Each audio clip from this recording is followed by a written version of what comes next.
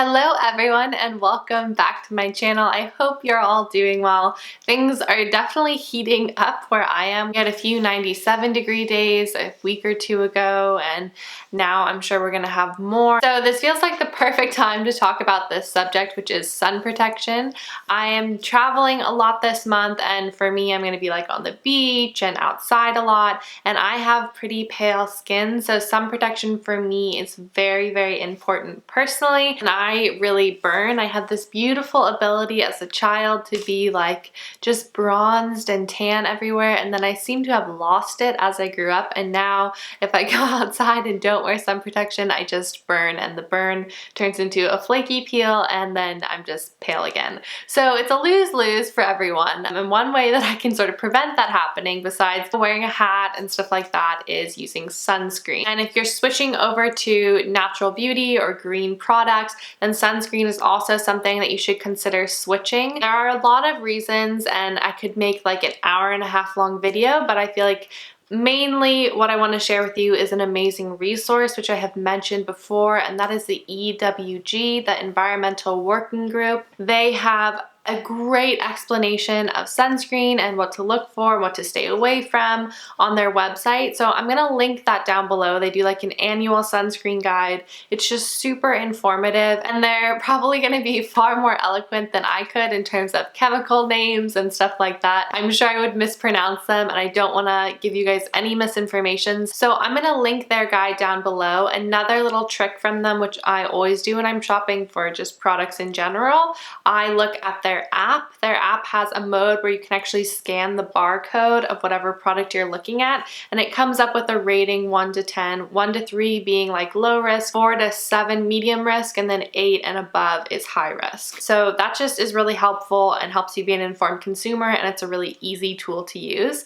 But I do want to talk to you guys about a couple of different sunscreens that I've tried and give you my opinion. Sort of a blanket statement is that one thing that you'll find in more natural quote-unquote sunscreens is that they have zinc as the active ingredient instead of titanium dioxide, sometimes in combo, but mostly zinc is the main ingredient, and that does mean that most of them will give you a slight white cast, so it can be tricky to find ones that, you know, may have a little bit of a white cast but are able to be camouflaged or you can work with, and I have a couple different options here, some of them that I love and some of them that are not so great. So the first one is the Badger Broad Spectrum SPF 35 Sport Sunscreen. I picked this up actually at Target, and I got it mainly for Jared, who he does a lot of outdoor biking. So for him, it's important to have something that's going to hold up with a little bit of sweat. Got this with high hopes because it was something at Target. It was really affordable. Unfortunately, this is a very, very thick formula. It is really hard to work into your skin. It takes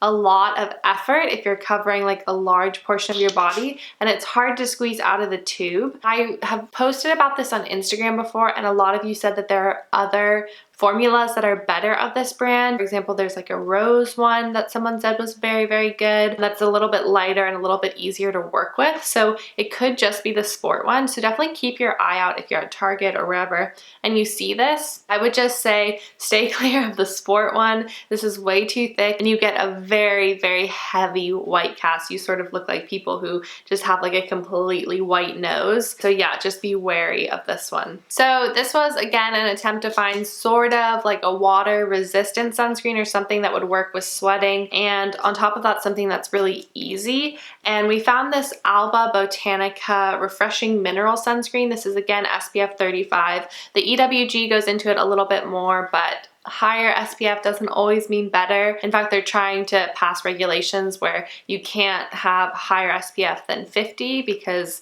past that, it just doesn't really do that much, and it's sort of like misrepresenting the product, because although you think you're buying something that's going to have more sun protection, it may not. So SPF 35 is good. Like with any sunscreen, you need to reapply this every 2 hours to have consistent coverage. This is water resistant for up to 80 minutes, and it's reef safe. That's another thing that's sort of been, people have been talking about, is certain chemicals in sunscreen are actually hurting and killing our coral reefs, and Hawaii in particular is trying to pass something where oxybenzone and others that damage the coral reef will not be allowed to be put in sunscreen to try and help revive that again, because that's a whole nother issue that we're dealing with. Is if you go swimming in the ocean, your sunscreen is coming off, and I know it doesn't seem like that's that big of a deal, but imagine millions of people swimming in the ocean and their sunscreen coming off, and that's a lot of chemicals that we're putting into our water. So it is important to be cautious of what you're using for more than reasons of just yourself and what you're putting on your skin. But anyway, I got this one because it's a spray, and I used to be a big fan of the Neutrogena spray sunscreen. Spray sunscreens are again a controversial topic. You need to be careful not to be inhaling this, so definitely hold your breath, spray it away, spray it outside, spray it with windows open. Any sunscreen is not something that you're going to want to be inhaling, and on top of that, some of it is releasing into the ozone, so depending on how strongly you feel about that, maybe spray sunscreens aren't for you. But this is definitely one of those like grab and go products, so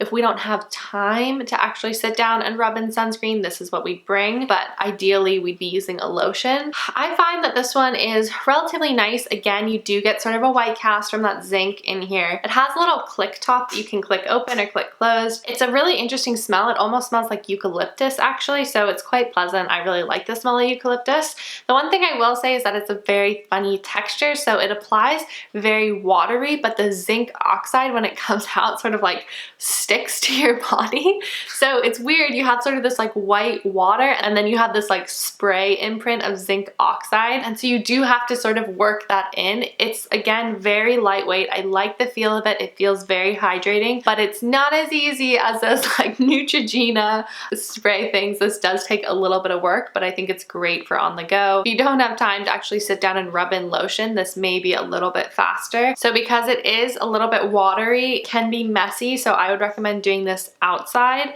not over carpet, anything like that. Definitely it's an outdoor sort of spray. And what's really nice is that I can find this at Whole Foods, so it's super accessible, whereas some of the other ones that I'm about to talk about are a little bit harder to find for me. So to finish up body sunscreen, I actually have two of the same sunscreens. One's unscented and one's scented, and this is the Suntegrity Natural Mineral Sunscreen for the body. If you guys have ever smelled the Suntegrity 5-in-1 sunscreen, then that's what the scented version smells like. I personally enjoy it. It's slightly sweet, but it's not like sickening or anything like that. Unscented is just unscented. I think it's great that they have both formulas. I personally have the scented, Jared has the unscented because he didn't want to smell like anything. These are both SPF 30, and these are a little trickier to find for me. Suntegrity isn't carried in any store around me, so I actually have to order these online, but I do think it's worth it. Even though they do have zinc oxide in it, these give me the least amount of white cast out of all the body sunscreens that I just showed you guys. They definitely rub in the easiest. Whatever texture they were able to figure out with these products, they did an excellent job, and it's very lightweight and it's very fast to rub in. You don't sort of have to rub hard or anything like that.